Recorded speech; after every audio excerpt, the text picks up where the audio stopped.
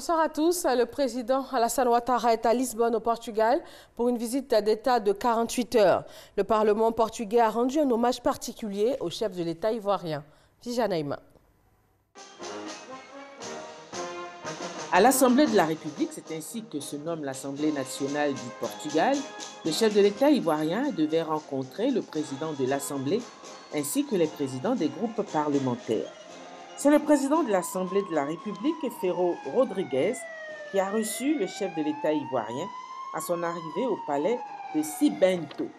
Les honneurs militaires lui ont été rendus avant son entrée dans l'illustre bâtiment où est installé depuis 1833 le Parlement portugais.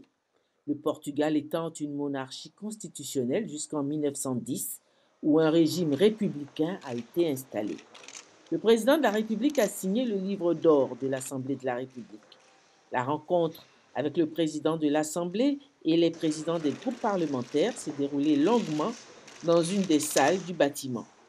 À la fin de la rencontre, le chef de l'État ivoirien a été invité par le président de l'Assemblée à découvrir la salle des sessions parlementaires où les 230 députés encore en vacances parlementaires feront leur rentrée le 18 septembre prochain.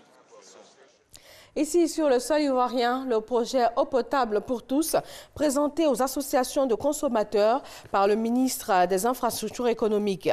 200 milliards de nos francs sont décaissés par l'État pour permettre à 95% de la population ivoirienne d'avoir accès à l'eau potable d'ici à 2020 partout dans le pays. Depuis 2011, le gouvernement privilégie le dialogue avec les fondateurs d'établissements d'enseignement privés pour la bonne marche de l'école ivoirienne. Le ministre de l'Économie et des Finances a échangé ce vendredi avec les responsables d'enseignement privé.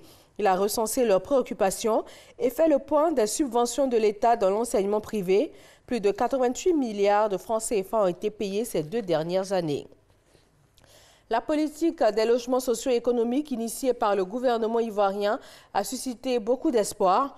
Elle commence maintenant à porter des fruits. Un deuxième lot de maisons vient d'être livré 4 ans après le lancement de l'opération.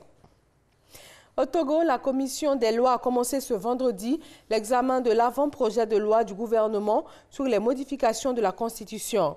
Un projet déjà qualifié par l'opposition de manœuvre dilatoire, alors que la colère gronde dans le pays depuis 15 jours et que la mobilisation dépasse le cadre du Togo. À Madagascar, la population s'inquiète. 5 décès de peste pulmonaire ont été confirmés par le ministère de la Santé. Ils sont survenus entre le 28 août et le 11 septembre dernier. Le ministère de la Santé publique appelle la population à la vigilance face à la prolifération des rats et la pullulation des puces. Explosion dans le métro de Londres ce vendredi matin. La police parle d'actes terroristes et elle précise que l'attentat a été commis avec un engin explosif artisanal. Aucun mort, mais 22 personnes blessées.